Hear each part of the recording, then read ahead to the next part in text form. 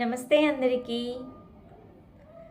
ఈరోజు ఒక చిన్న కథ ద్వారా మీతో ఒక పెద్ద విషయాన్ని మాట్లాడడానికి వచ్చేసాను. మరి ఇవన్నీ మాట్లాడటానికి నేనెవరిని అని మీరు అనుకుంటున్నట్లయితే దానికి కూడా సమాధానం చెప్పేస్తున్నాను. హాయ్, నా పేరు Udayasri Kakarla. I am life transformation coach and professional wellness coach and professional teacher. అయితే ఈరోజు నేను చెప్పబోయే ఈ కథ ద్వారా ఒక చిన్న ఏదైతే ఆలోచన ఉంటుందో ఆ ఆలోచన ద్వారా మన జీవితంలో వచ్చే మార్పు ఏ విధంగా ఉంటుంది అనేది ఈ చిన్న కథ ద్వారా మీ ముందుకు తీసుకురాబోతున్నాను. సో మీరందరూ రెడీగా ఉన్నారా? రెడీగా ఉన్నట్లయితే ఎస్ అని కామెంట్ సెక్షన్లో టైప్ చేయండి. అలాగే ఈ కథ ద్వారా ఎవరి జీవితాలు మారాయి, ఎలా మారాయి, దానివల్ల మనకేంటి యూజెస్ అని తెలుసుకోవాలి అనుకుంటున్నట్లయితే ఖచ్చితంగా స్టార్టింగ్ నుంచి ఎండింగ్ వరకు వీడియోని కంటిన్యూ చేయండి. అయితే నచ్చితే ఒక లైక్ మాత్రం చేయడం మర్చిపోవద్దు. ఓకే. వెంకనగా ఒక ఊరిలో రామయ్య అని ఒక భిక్షాటన చేసే వ్యక్తి ఉండేవాడు. ప్రతిరోజు కూడా అతని అవసరాలకు తగ్గట్టుగా భిక్షాటన చేస్తూ జీవితాన్ని కొనసాగించుకుంటూ ఉండేవాడు. ఈ విధంగా చాలా కాలం వరకు ఆయన కొనసాగించిన జీవితంలో ఏ ఒక్క రూపాయి కూడా మిగుల్చుకోలేకపోయాడు. ఇలా కొన్ని సంవత్సరాలు గడుచుకుంటూ వచ్చాయి. ప్రస్తుతం అతను ఒక రైల్వే స్టేషన్ దగ్గర భిక్షాటన కోసమని వెళ్ళాడు. వెళ్ళిన తర్వాత ఒక ప్లాట్ఫామ్ మీద ఒక 10 మంది వరకు ఉన్న జనాభా ఉన్న దగ్గర భిక్షాటన చేసుకుంటూ వస్తూ ఉన్నప్పుడు అక్కడ ట్రైన్ కోసం వెయిట్ చేస్తూ అదే ప్లాట్ఫామ్లో ఒక అరుగు మీద కూర్చొని ఉన్న ఒక ధనవంతుడు సూటు బూటు వేసుకొని ఉన్న అశోక్ని కలిశాడు. అశోక్ దగ్గరికి వెళ్ళి, అయ్యా, 2 రోజుల నుంచి ఏమీ తినలేదు, ఆకలి అవుతుంది, ఒక్క రూపాయి దానం చెయ్యయ్యా అని తన వంతుగా అడుగుతూ అశోక్ దగ్గరికి వెళ్ళి అడిగినప్పుడు అశోక్ జేబులో నుంచి ఒక రూపాయిని తీయబోతూ ఇలా ఒక ప్రశ్న వేస్తూ ఉంటాడు.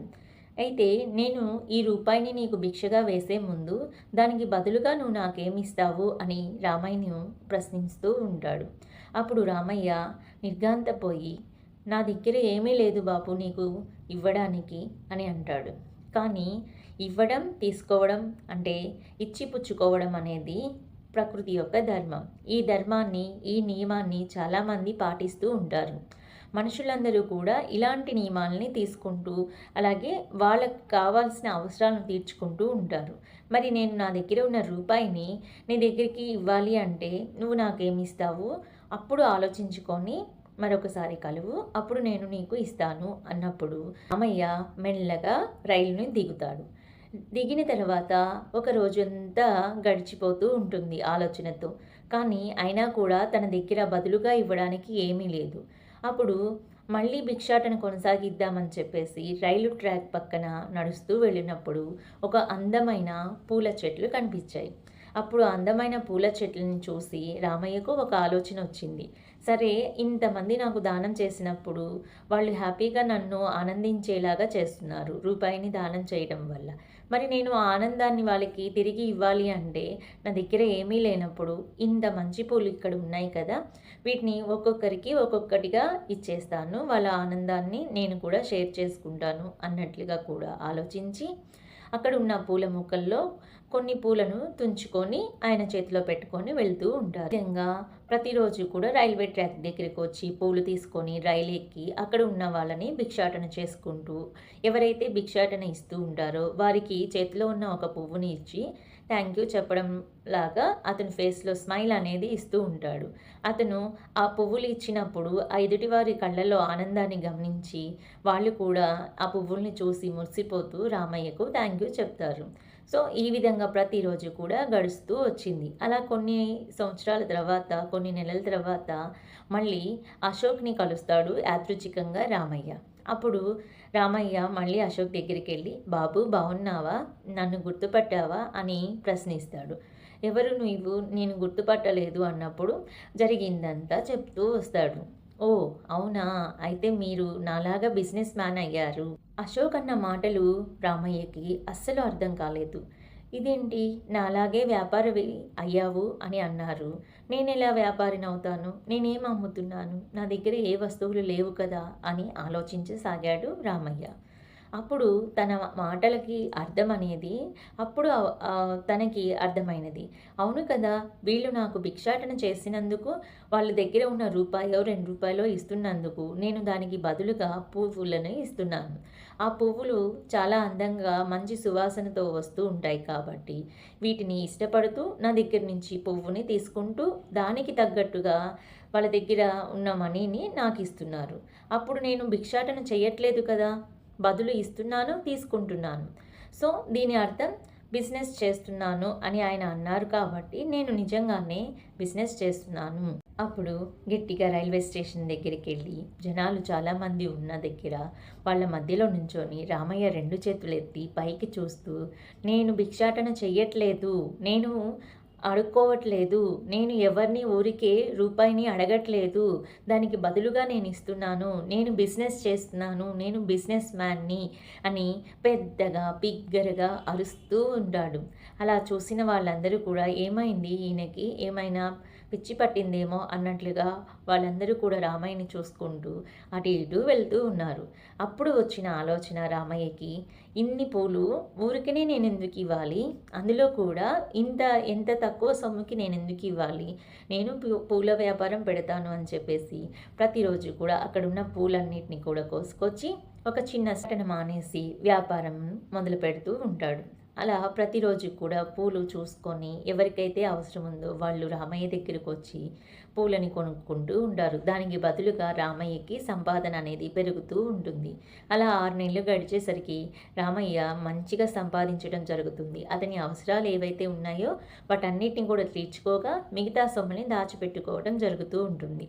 ఈ విధంగా జరుగుతూ ఉన్నప్పుడు కొంతకాలం తర్వాత మళ్ళీ అశోక్ కంటపడతాడు రామయ్య. అలా అశోక్ దగ్గరికి వచ్చినప్పుడు ఇతను మంచి పొజిషన్లో రామయ్య ఉంటాడు.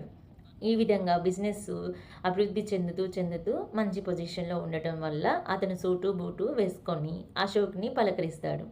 నువ్వు నన్ను గుర్తుపట్టావా బాబు అంటే, ఎవరు మీరు, నేను మనం ఎప్పుడు కలిసాము, ఎప్పుడు గుర్తుపట్టలేదు అని అశోక్ చెప్పడం వల్ల, లేదు బాబు, నువ్వు ఆ రోజు అన్న ఆ ఒక్క మాట వల్ల నేను ఇంత గొప్పవాడిని అయ్యాను.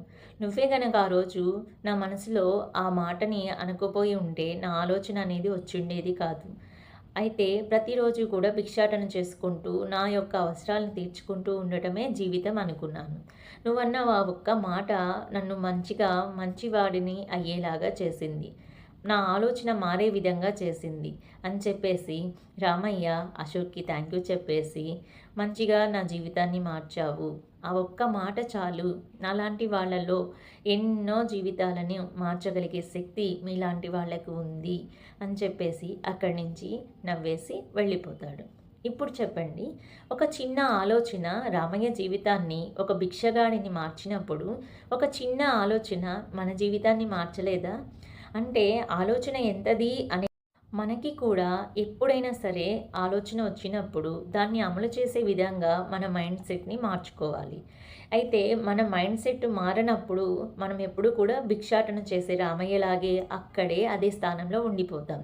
వచ్చిన మార్పుకి ఎవరైతే భయపడకుండా దాన్ని అనుభవిస్తారో, దాని ఫలితం ఏదైనా సరే తీసుకుంటారో, అప్పుడు వాళ్ళందరూ కూడా ఈ విధంగానే సక్సెస్ఫుల్గా లైఫ్ని లీడ్ చేస్తూ ఉంటారు.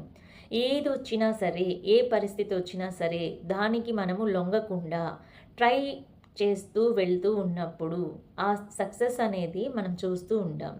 సో ఈ కథ ద్వారా నా చిన్ని జీవితంని ఈ విధంగా మార్చుకోగలిగాను. అలాగే మరి మీ వంతు వచ్చింది. ఈ కథ ద్వారా మీరేం తెలుసుకున్నారు, మీరేం పాటించాలి అనుకుంటున్నారు, మీకు యూస్ఫుల్ అయిందా లేదా అనేది తప్పకుండా కామెంట్ సెక్షన్లో షేర్ చేయండి. మార్పు అనేది మంచికే అని ఎప్పుడు కూడా మనం నమ్ముతూ ఉండాలి. అప్పుడే ప్రకృతి కూడా మనల్ని హెల్ప్ చేస్తూ ఉంటుంది. ఎవరైతే మార్పుకి భయపడతారో వాళ్ళ జీవితం ఎప్పుడూ కూడా ఆశావాదంలో ఉండదు, నిరాశావాదంలో ఉంటుంది. అక్కడే ఉండిపోతారు. వాళ్ళ జీవితాన్ని అక్కడితోనే ఫుల్ స్టాప్ పెట్టేయాల్సి వస్తుంది.